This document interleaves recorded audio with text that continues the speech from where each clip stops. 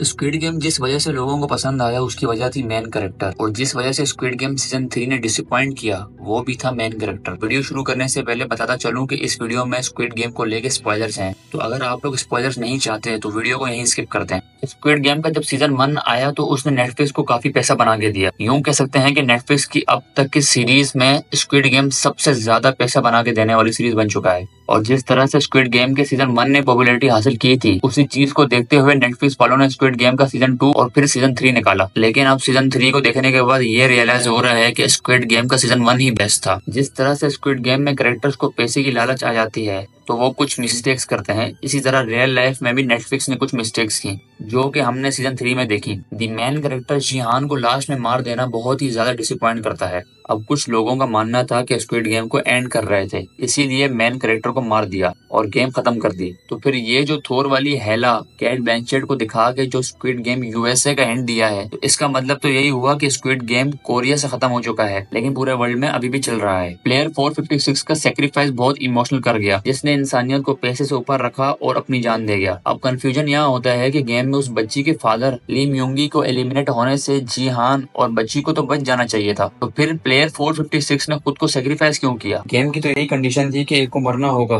ताकि गेम खत्म हो, मगर अनएक्सपेक्टेड सीन तब आता है जब म्योंगी अपनी ही बच्ची को नीचे फेंकने लगता है। अगर ऐसा होता तो ये लोग किसी मॉन्स्टर से कम नहीं होते, मगर ली म्योंगी को पैसे ने अंधा कर दिया था। वो इसी सिस्टम का हिस्सा बन चुका था। राइटर ने खुद कहा था कि ली म्योंगी is a metaphor. Kind of यही चीज हमारी सोसाइटी में हो रही है कि पैसे के लिए लोग अंधे हो चुके हैं। इसी डार्क रियलिटी को बताने के लिए तो ये शो बनाया गया। दूसरी तरफ प्लेयर 456 जो कि एक लालची इंसान था, अपनी ही माँ के पैसे हॉर्स रेसिंग की गैम्बलिंग में गंवाने वाला कैरेक्टर, जो कि उस मोमेंट पे इंसानियत दिखाता है, क्योंकि उसने उस बच्चे की माँ को प्रॉमिस दिया था कि वो इस बच्चे की हिफाजत करेगा, जो उस वक्त जंप रॉपिंग में मारी जाती है। तो अब बात आती है कि उसने सेक्रीफाइस क्यों दिया, जबकि ली म्योंगी गिर ही गया था तो ऑलरेडी एक बंदा एलिमिनेट हो चुका था गेम के रूल्स के हिसाब से। लेकिन कुछ लोगों ने नोटिस नहीं किया कि जब ली म्योंगी गिरता है तब गेम स्टार्ट नहीं होती, क्योंकि पिलर पर लगा हुआ बटन दबाया नहीं गया होता। बटन दबाना था, उसके बाद ही गेम स्टार्ट होती, और गेम स्टार्ट होने के बाद ही एक प्लेयर एलिमिनेट होने से दूसरा प्लेयर जीत जाता। लेकिन गेम ना स्टार्ट होने की वजह से वो बच्ची और जिहान रह जाते हैं। अब जिहान के पास दो ऑप्शन थे कि वो बच्ची को फेंक देता और खुद जीत कर सारा पैसा ले जाता, या फिर दूसरा ऑप्शन जो कि हमने सीजन में देखा कि वो खुद को सेक्रीफाइस कर देता है और बच्ची को बचा लेता है। इस बात पे राइटर की तारीफ बनती है कि क्या ही बेहतरीन कैरेक्टर डेवलपमेंट की है जिहान के कैरेक्टर की, कि कैसे वो एक लालची इंसान से एंड गेम का आयरन मैन बन गया। जिहान और स्क्विड गेम की शुरुआत ही घोड़ों पर बैटिंग लगाने से होती है, इसी वजह से वो आखिर में मरते वक्त कहता है, We are not horses.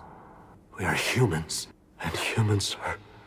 We are not horses, we are humans and humans are, और यही बोलते ही वो गिर जाता है। तो ये स्क्विड गेम के स्टार्ट और एंड को लेकर एक पैरेलल था। फिर आता है होंग इन हो द फ्रंटमैन। 2015 में स्क्विड गेम जीतकर जो इंसान फ्रंटमैन बन गया था, अपनी पर्सनल लाइफ में अपनी बीवी को खोने के बाद स्क्विड गेम ज्वाइन करता है और लोगों को मार के वो गेम जीत जाता है। इसी वजह से उसके अंदर से ह्यूमैनिटी बिल्कुल जीरो हो चुकी थी। लेकिन कुछ पॉइंट्स पर जिहान के कैरेक्टर ने ह्यूमैनिटी लूज नहीं की और ये साबित कर दिया कि इंसानियत अब भी जिंदा है। इसी चीज को देखते हुए होंग इन होंग को अपनी की हुई चीजें गलत लगती हैं और उसे थोड़ा सा रिग्रेट फील होता है, और इसी रिग्रेट में आकर वो जिहान की बेटी को अपने जीते हुए कुछ पैसे दे देता है और प्लेयर 2022 की बेटी को पूरी विनिंग अमाउंट के साथ अपने भाई को दे देता है, ताकि जो गलतियां उसने की हैं उसका कुछ पछतावा कर सके। इसके बाद आगे जाके होंग इनहू का आई कांटेक्ट होता है थोर की बहन हेला कैट ब्लैंचेट के साथ, जिससे हमें स्क्विड गेम के आने वाली स्पिन ऑफ सीरीज का हिंट मिलता है। स्क्विड गेम को लेकर ग्लोबली स्पिन ऑफ बनाए जा सकते हैं, कोरिया के बाद यूएसए, और फिर हो सकता है एशिया में इंडिया, पाकिस्तान, नेपाल को लेकर स्क्विड गेम की स्पिन ऑफ बनाई जाए, क्योंकि इस चीज का हिंट वो लोग शो के अंदर भी देखते हैं कि कोरिया के अलावा